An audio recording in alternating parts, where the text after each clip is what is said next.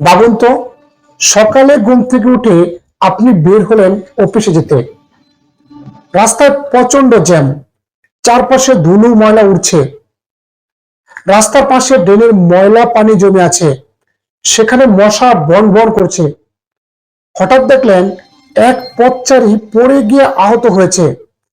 আপনি তাকে নিয়ে হাসপাতালে গেলেন, কিন্তু সেখানে গিয়ে দেখলেন ডাক্তার নাই, ঔষধ নাই, ফ্রি চিকিৎসা নাই, সবকিছু কেমন যেন কিনতে হচ্ছে। ঠিক এই সময় আপনার কাছে খবর আসলো আপনাকে আয়কর দিতে হবে। আপনি ভাবছেন, আমার দেওয়া ট্যাক্সের টাকা গেল কোথায়? রাস্তা ভাঙ্গা, হাসপাতাল নড়বড়ে, পানি নাই, গ্যাস নাই, চিকিৎসা নাই।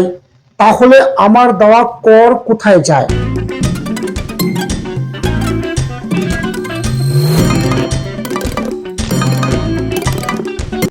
আসসালামু আলাইকুম প্রিয় ভিউয়ার।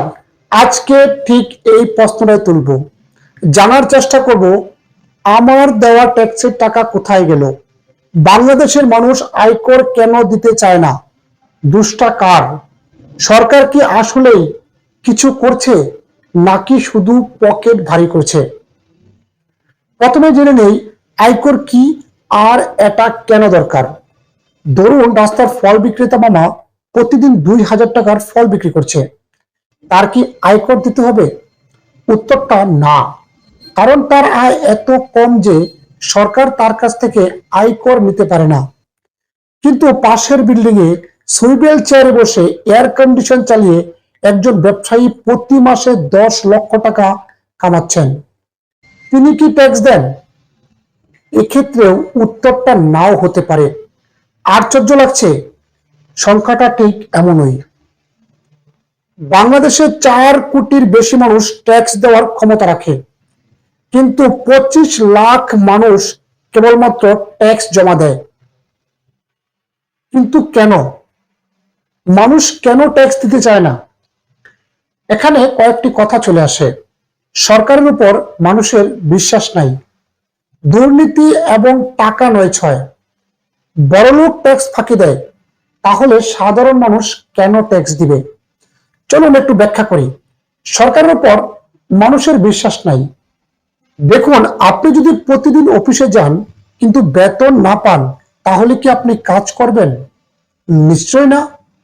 বাংলাদেশের সাধারণ মানুষেরও একই অনুভূতি, আমার ট্যাক্সের টাকা গেল কই। দেখুন, দেশের রাস্তাঘাট বেহাল দশা, সরকারি হাসপাতাল অচল, ট্রাফিক ব্যবস্থা জগা খিচুড়ি। অথচ প্রতি বছর বাংলাদেশের বাজেটের কোটি কোটি টাকা উন্নয়নের নামে ব্যয় হয়, কিন্তু সেই উন্নয়ন সাধারণ মানুষের চোখে পড়ে না। তাহলে সরকারের উপর মানুষের বিশ্বাসটা আসবে কোত্থেকে? দুর্নীতি এবং টাকা নয় ছয়। আমরা তো ট্যাক্স দিচ্ছি, কিন্তু নেতা আমলারা সেই টাকা বিলাসী জীবনে খরচ করছে। কোথায় যায় সেই টাকা? দুর্নীতির মাধ্যমে সরকারি প্রকল্পের খরচ কয়েক গুণ বেশি দেখিয়ে টাকা হাতিয়ে নেওয়া হচ্ছে।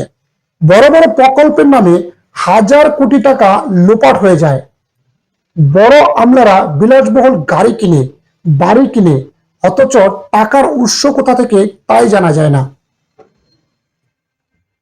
বড় লোকেরা ট্যাক্স ফাঁকি দেয়, সাধারণ মানুষ কেন কর দিবে? দেখুন, একজন সাধারণ দোকানদার যদি ভুল করেও ট্যাক্সের কাগজ রাখতে ভুলে যায়, তাহলে আয়কর অফিসার তার পেছনে পড়ে যায়।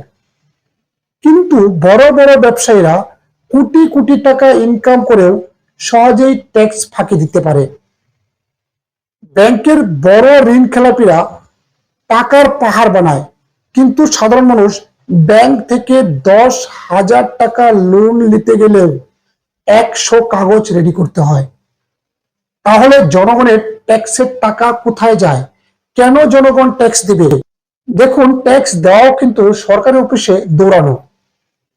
অনলাইনে ট্যাক্স দেওয়ার সিস্টেম থাকলেও এতে অনেক জটিলতা রয়েছে, এত জটিল যে সাধারণ মানুষ সেটা এড়িয়ে যায়।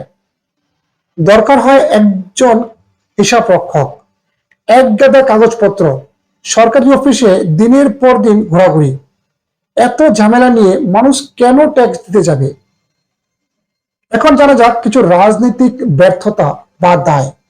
বাংলাদেশে মূলত আওয়ামী লীগ এবং বিএনপি দুজন পার্টি বেশি রুলিং করছে, আর এরাই মূলত এই ট্যাক্স বা আয়করের জন্য অনেকটা দায়ী।